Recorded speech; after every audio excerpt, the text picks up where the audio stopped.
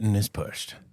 Speaking of pushing buttons, how's IU football? Oh, geez. Okay, Is so your button as depressed as it can be because it's the most exciting time in the world, and it's over now till next year? Or are you riding it for a while? In true transparency, this is the first time we recorded since IU won the national championship. We had to cancel once. That was Unger's fault, but that's okay. Was, yeah. But penicillin got rid of that for him, which is awesome.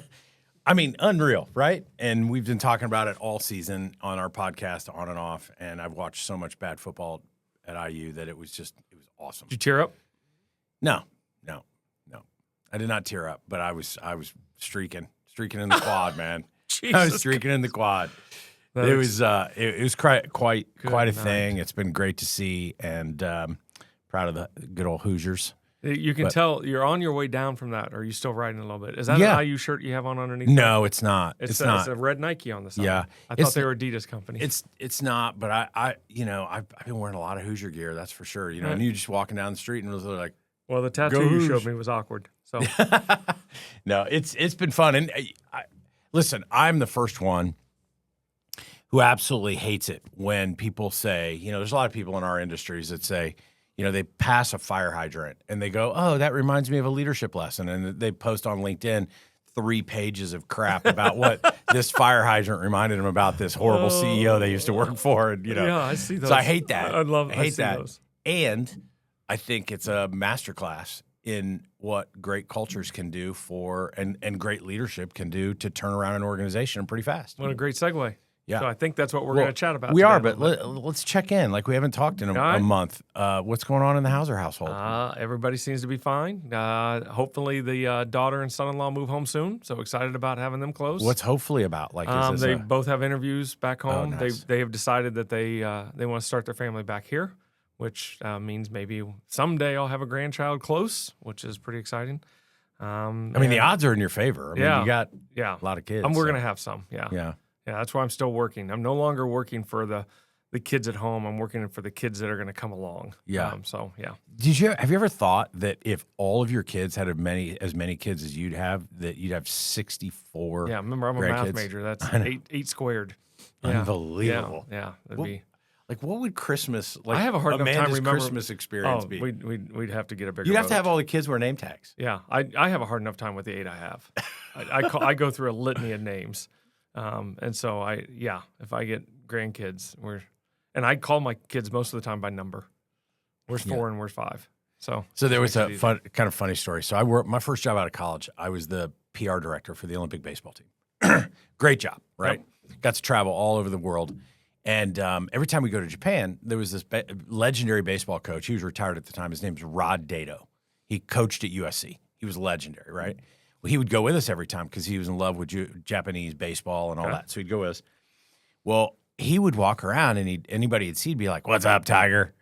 And like he'd call everybody Tiger. And I went up to him one time. I go, "Rod, why do you call everybody Tiger?" And he goes, "Because I don't know what anybody's names are." Hey, he goes, "I have to remember it." Yeah. He goes, "I just call everybody Tiger." What's up, man? Yeah, exactly. Yeah, I love exactly. It. Well, that's great. I love it. Yeah, everybody's good. How about your world? Yeah, it's all good. It's all good. Had a good January. January's over. January's over. Blinked. Yeah. It's over. Yeah. Great January. Everybody's kind of doing their thing. The dang groundhog came out, so we got 6 more weeks. It feels like it. So Yeah, it's bitter cold. You know what? We were supposed to go, the wifey and I were supposed to go on vacation next week to Key West. Okay. We canceled it because it's not going to be above 70 degrees in Key West. I know. I'm 2 weeks away from being in Florida. Just got back from Arizona, which was 80 every day and gorgeous. And I'm 2 weeks away from being in Florida, and I'm like, come on, we need some sort of front to move that stuff out so I can get down there and let my red head burn. Yeah. Well, we postponed it because we like some hanging at the pool and 70 degrees. You wear those bikini cuts and no, I don't. Yeah. Yes, you do. That's a visual nobody wants. Yeah, with the Indiana stripes. Please get a picture of that. Well, what I'll do is I'll go out and I'll like put tape. I'll tape on my legs, symmetrically apart. I don't know. And that'll create. I don't want to hear any more about you taping on your legs. Okay. So. All right, let's dive into this. So let me give you a little bit of background on this, and I've just had a lot of processing time here in the past couple of weeks. So I had an opportunity to spend some time with some business owners about 2 weeks ago, and one of the guys, there were about 8 of them, all running successful businesses, and they go, "Okay, one guy goes, I believe people are my greatest strategic advantage. Okay, I get that. Yep. But sometimes when I bring that up to other business owners, they call bullshit on me, and they're like, really? Or is that just what you're saying and all that? So he looks at me and he goes, you've been in this for 30 years, so I want to hear your case. Like, if somebody came to you and threw all this shade at you about that idea, how would you handle it? Like, how would you describe how you feel about this? And so I started thinking about it, and I thought, a business owner has two roles in my mind every morning when they wake up in the morning, okay? Number one is to build an employer brand that makes the products or services that they sell desired by the public. Yeah. Okay? So attraction. A consumer brand. Sorry. Sure. First one. Their goal is to build a consumer brand where everybody goes, I want to buy your widget. I want to buy your service. Pain. I want to it solves my pain. Easy to do business with Elf. Easy, lucrative, and fun. And I believe that business owners do that a lot. Okay, that's what they think about. Like, I think about it in my own business. Like, how can I make the products and services that we offer at TrueU and ServeHR desirable by the general public? But the second thing and they have to obsess about it. But I think the second thing they have to wake up every day and obsess about is their employer brand, which is the way that people feel about your company as an employer. Okay, I'm tracking. Because if I'm an A player, why would I want to come to work for you if your place is a terrible place to work? Correct. And so when you think about it, you wake up every day and you think about your consumer brand, you think about your employer brand, and you have a choice to build those and you have a choice not to build those, right? And so then I started thinking about, you've heard this quote that's been categorized as Peter Drucker's, where he talks about culture eats strategy for breakfast, right? Some people say he never said it, whatever, but let's go with it. And I'm not a guru like Peter Drucker, but I think he's full of shit. I think it's our second cuss word ever. Ever. I don't think we're an explicit podcast by using that word. I mean, the world's evolved. Like 20 years ago, they would have already ripped us off the air. But absolutely, yeah.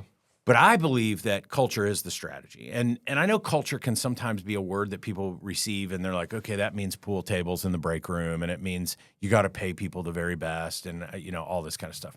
And so I started thinking about this concept that I've started to call what I call the talent or the culture talent flywheel. Okay. And this is, if I'm making a case to a business owner as to why paying attention to your people is important, this is my answer. And I'm curious to your opinions. Yeah, no, this isn't meant to be a 20-minute monologue. No, I'm following, tracking. Okay. I'm going to ask questions and be curious and throw side bits in. So if I'm a business owner, I'm going to wake up, and I'm worrying about my consumer brand, but the other thing I got to think about is my employer brand, which means my employer experience, my culture of my organization. And why do I need to do that? Why do you think we need to do that? I always I'm looking at you right now. You're wearing that brand. And so I think about a lot when you leave here and you're wearing your brand and everybody was wearing your brand, how do they represent you? That as much as that branding conversation you had as number one is what they think about as number two. So I want to make sure that you're leaving proud of and advocate of. And then second, I always think of when you have a great culture, do you have to recruit people?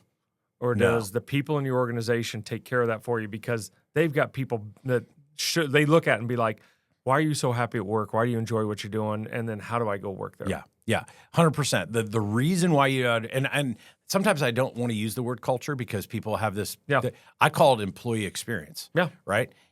But there's a lot of things to that. There's how do I make sure that everybody's set up for success? It's all the Gallup stuff we've talked about. Absolutely. On how to build that.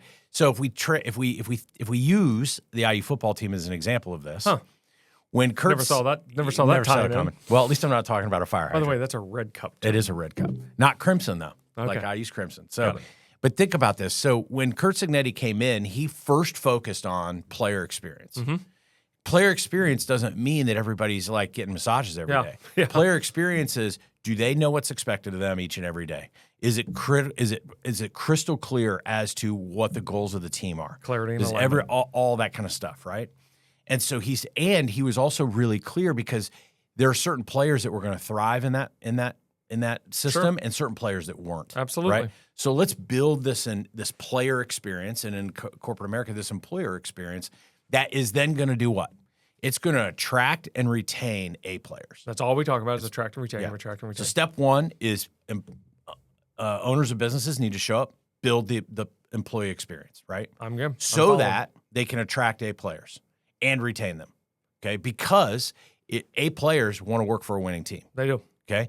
And when you're spending 60%, 45% of your life in the workplace, that matters. I would have gone with 60, but yes. Yeah. As an entrepreneur, it's more like 60. Yeah, for sure.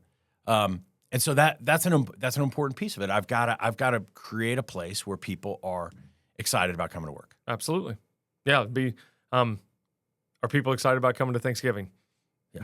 I'm not trying to correlate Depends families. who's cooking. Yeah. Well, yeah. But if you think about that, we use that family in the workplace, and there's talks about that either way, shape, or form. But back to that employer experience, if I'm excited about going to work, about being around the people I'm there with, and that it isn't a culture of winning, if you will, it's a lot easier to go to than another day of dredge. Yeah.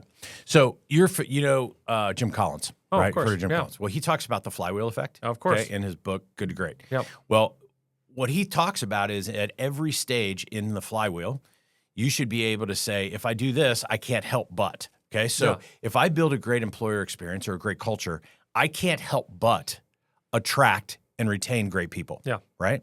It's a natural consequence, and it's a positive. Yeah, exactly. Okay, so step 1 is build a great employee experience. Can't help but attract great people. That's step 2. When you attract great people and you have a really great culture, those people can't help but be engaged in their job. Correct. And we know all the data in the Gallup. 31% of the U.S. workforce is engaged, 52% not engaged, 17% actively disengaged. Which means 69% are in a bad place. A bad place, because you're a math major and you were able to add those up and subtract together. Yeah. Right. Took off my shoes and socks. So then when people are engaged, and this is Gallup research data, when people are engaged, they give what's called discretionary effort. So if I have this great employee experience, I can't help but attract great people. When I attract those great people and I give them a great place to work, they can't help but be engaged in their job. And when they're engaged in their job, they can't help but give discretionary effort, which is effort that you can't pay people for. Correct. Yeah. You don't realize that we talked about this before. Jobs trade money for time. Professionals give discretionary effort. That's because they feel like they're a professional. They're around professionals, and there are things they just do because some people call it the ownership factor, a stewardship factor. They just do it on instincts. It's just part of the vibe of where they're at. Yeah. And so go back to IU football, right? So last year, we got a little bit better this year, but last year we're going to the college football playoffs with ragtag 3-star guys, 2-star guys that were preferred walk-ons, all this kind of stuff. But what happened is they were highly engaged in what was happening, and they gave discretionary effort. Yeah. They went out on the field every Saturday, and they played beyond their capabilities. Yeah. Yeah. It's almost like that bike movie that IU has. Breaking Away. Last year. Yeah. It's almost like that was your first year. Yeah. There you go. Yeah. Okay, so great culture goes to attracting great people. I'm following. They're highly engaged. They give discretionary effort, which produces business results. Yeah. Profitability becomes natural. Everybody cares about every dollar that's being spent. They take an extra lens to everything they do because they're protecting that. It becomes, it's know thyself, protect thyself. And so there's a little bit of protecting thyself because they know what they have. Yeah. And the Gallup research shows that when you have a highly engaged culture, you have a 23% more profitability, 18% more productivity, 18% more sales, 41% less turnover, 81% less absenteeism, 64% less safety incidents. And so culture isn't soft. It's the leading indicator of earnings, risk, performance, the whole thing. Let me nerd out for a second. Yeah. If I told you I can make you an extra quarter on every dollar if we just hyper-focus on our employee experience. If I told you there's a 64% less likelihood that there's going to be an accident or incident in your organization if we just spend some, let's just call it focus time, intentional time on culture, that you're going to have 81% drop in how many people show up to work, that people are going to show up at a higher click, 81% better. Would you be interested in that? I mean, just throw those. I mean, I know. At the end of the day, what's your biggest pain? Well, our sales teams, what if I could tell you that you could have one more sale for every 5 sales if you just work on this piece? Because what we do is we start to work on, language, lingo, I think Brian Neal calls it cheeky stuff. Yeah. And the reality is, the woo. Woo. Let's start working on actually what's going on inside the organization as a culture or employee experience, if you will. Yeah. So So then we get business results, and then, the flywheel's supposed to, you got to push it really hard to get it going. But then as you start going, you start whipping and that sort of thing. So then you get all these business results, and then what are you able to do? You're able to put more resources into your pocket, but more importantly, more resources into the organization to make it the employee experience even better. Help but feed the experience. Feed the experience. So now what's happened? IU football, right? Discretionary effort, won us games, business results, right? Now, Mark Cuban said, here's my wallet, here's my checkbook, how much you want? Now I got more resources to put in. Now I went, instead of playing with only 3 stars, 2 stars, and all that, now I got some 4 and 5 stars. I got some of the best college or high school players coming. I'm able to be better in the portal, the whole thing. And this flywheel effect is going to start spinning. But you're going to have to protect that, because those 4 and 5 stars, do they know about discretionary effort? Do they know when they come in? Well, you have to teach them the culture, right? You have to come in and say, this is how we operate. This is our operating system. Yeah. So here's the question. Like, you work with tons of businesses. Not everybody understands this. Why not? Or you could even share the data with them. Why wouldn't somebody just totally buy in? I think everybody wants to buy in. There's a skill set. There's a how factor. There's a, where do we go? We can go down several paths on that conversation in itself, because every organization is going to be different. But I'm going to use EOS as an example. There's a operating system to run your company. Where is the culture, the employee experience operating system? Yeah. And it does start internally. It starts with a drive. I've been really diving into intent lately, that there is an intent of an experience, not that it'll be the byproduct. If the experience is the byproduct of the business you run, it's backwards again, I think, to what you just started this conversation with. If the experience is right and the brand is right, those two conversations, and the intent is to draw the consumer and engage in the employee, then the intent will feed that. A lot of people don't know that how factor. How do I do that? Yeah. It's Miles Davis. It took me years to play like myself. So there's got to be some scripts out there, some playwrights, if you will, to follow. I love Miles Davis, by the way. I've seen him in concert many times. Have you really? Yeah. I grew up a trumpet player, so had to go see him a lot. Okay. You're talking about Miles Davis, the trumpet player, right? Yes, of course. Yeah, of course. Sure. Well, there might be another Miles Davis, you're talking about. The interpretive dancer? You know what's really weird? Miles Davis used to play most of his concerts with his back to the audience, and with the horn shooting straight down to the ground. Yeah. Weird dude, man. Why is that? I don't know. It's just was his thing. Proud of his rumpus? I don't know. And he'd walk around. It was weird. Anyway, now here's one of the things I would just share with you, and I want to share with all the listeners. I've been in the HR world for 30 years, and I hate the word HR, because most business owners have an experience in their life with an HR person or an HR executive or whatever that is not a positive one. Yeah. Where the HR person sounds like compliance. Yeah, that sounds like compliance. And yes, those things matter, because you can't create a great employee experience if you have, sexual harassment lawsuits going on and you're not following laws and all this kind of stuff. So that's all part of the employee experience. But that's a foundational part. It's not what HR really is all about. And so I would say to anybody that's listening to this, you should expect a lot out of your HR leader and out of your HR department. And here's where you should expect a lot. It should enable your business to achieve business results. And if it's not, you have the wrong leader, or you have the wrong department, or you need an operating system, of which, True HR and Serve HR can provide. But this is not a hard concept. That's why our tagline is HR Made Simple, because there is a playbook for how to do this. It's the question is whether or not the executives in the organization want to implement the playbook. I love that you just said that. I'm going to sidebar for a second. It ties what you just said. We talked about this a little bit last time. Easy is complex. Yeah. And hard is simple. And easy and simple are not the same thing. No. Does that make sense? It is. So to make it's easy to create an employee experience. Let's use that for example. To put pool tables in and all that stuff. But that makes it complex. It's really not real. Yeah. It's easy to have an HR person come in and institute just rules and disciplines all over the place, but it makes it complex, because next thing we know, everything we do has an obstacle. Yeah. It's hard to create an employee experience to make your life simple later.